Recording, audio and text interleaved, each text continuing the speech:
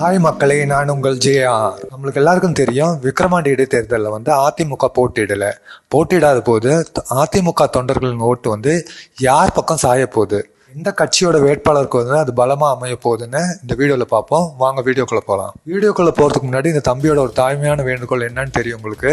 Subscribe பண்ணாதவங்க subscribe பண்ணுங்கள். இந்த வீடியோ பிடிச்சிருந்தா ஒரு லைக் பண்ணுங்க. வாங்க வீடியோக்குள்ள போகலாம். விக்கிரவாண்டி இடைத்தேர்தல் ஜூலை 10 நடைபெறுதுன்னு நமக்கு எல்லாருக்கும் தெரியும். அதுல அதிமுக புறக்கணிச்சிருக்காங்க. அதிமுக புறக்கணிக்கிறதுக்கு நிறைய காரணங்கள் சொல்லப்படுது. அதுல ஒரு சில காரணங்களை பார்ப்போம். அதிமுக தலைமை என்ன விளக்கம் சொல்றாங்கன்னா, இந்த இடைத்தேர்தல் நாங்கள் ஏன் சந்திக்க மாட்டோம்னா, ஆளுங்கட்சியான திமுக இந்த இடைத்தேர்தலை நியாயமாகவும் நேர்மையாகவும் நடத்த மாட்டாங்க, ஃபுல்லாக பண பலத்தால் செய்வாங்க, அப்புறம் எதுக்கு நாங்கள் இந்த போட்டியிடணும்னு சொல்லிட்டு தான் புறக்கணிக்கணும்னு சொல்றாங்க. ஈரோடு இடைத்தேர்தலை முன்னுதாரணமாக காட்டிட்டு அங்கே மட்டும் என்ன இந்த தேர்தல் நியாயமாக நடந்தது, அதே போல் தான் இங்கேயே நடத்தும், அந்த லட்சம் தான் நாங்கள் பார்த்தோமே.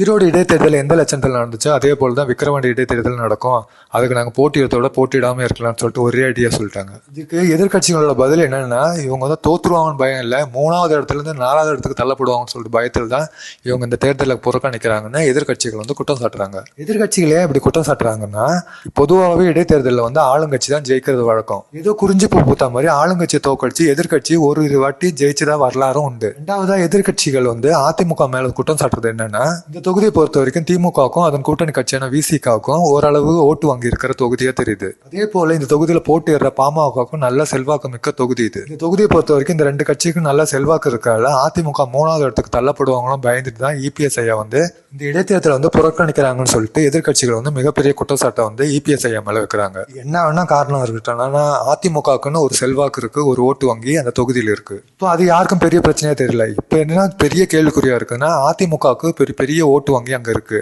அதிமுகவோட தொண்டர்கள் ஓட்டு யார் பக்கம் சாய போகுது, திமுக பக்கமா பாமக பக்கமா, இல்லைன்னா நாம் தமிழர் கட்சி சீமான் அவர்களுக்கா, எந்த கட்சிக்கு இவங்க ஓட்டு போட போறாங்க, அதான் பெரிய கேள்விக்குறியா இருக்கு.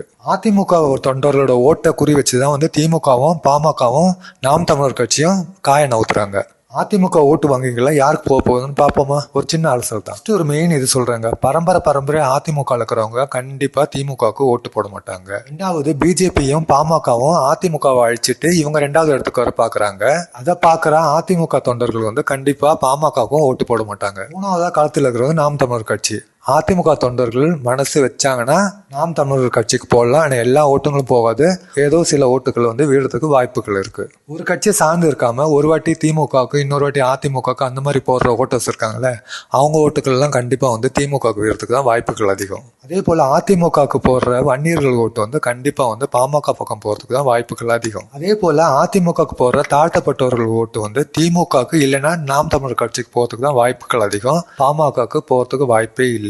இன்னும் ஒரு சில ஓட்டு போடுறவங்க இருக்காங்க, எந்த கட்சி அதிகமா காசு தருதோ அந்த கட்சிக்கு ஓட்டு போடுறவங்க இப்பவும் இருக்காங்க. ஆக மொத்தம் நம்மளுக்கு இதுல என்ன தெரியுதுன்னா, அதிமுகவோட தீவிர தொண்டன் எந்த கட்சிக்கு ஓட்டு போடாம தேர்தலை புறக்கணிப்பாங்க. அதிமுக இருக்கிற வன்னியர்கள் பாமகவுக்கு ஓட்டு போடுவாங்க. அதிமுக பக்கம் இருக்கிற தாழ்த்தப்பட்டவர் ஓட்டு திமுகவுக்கு இல்லைன்னா நாம் தமிழர் கட்சி வேட்பாளருக்கு தான் வீழத்துக்கு வாய்ப்புகள் அதிகம். திமுக இல்ல அதிமுகவுக்கு மாத்தி ஓட்டு போடுறவங்க இருக்காங்க பாத்தீங்களா, அந்த தேர்தலில் மாத்தி போடுவாங்களே, அவங்க ஓட்டு எல்லாம் திமுகவுக்கு தான் போகும். ஏன்னா அதிமுக அந்த காலத்துல இல்லை.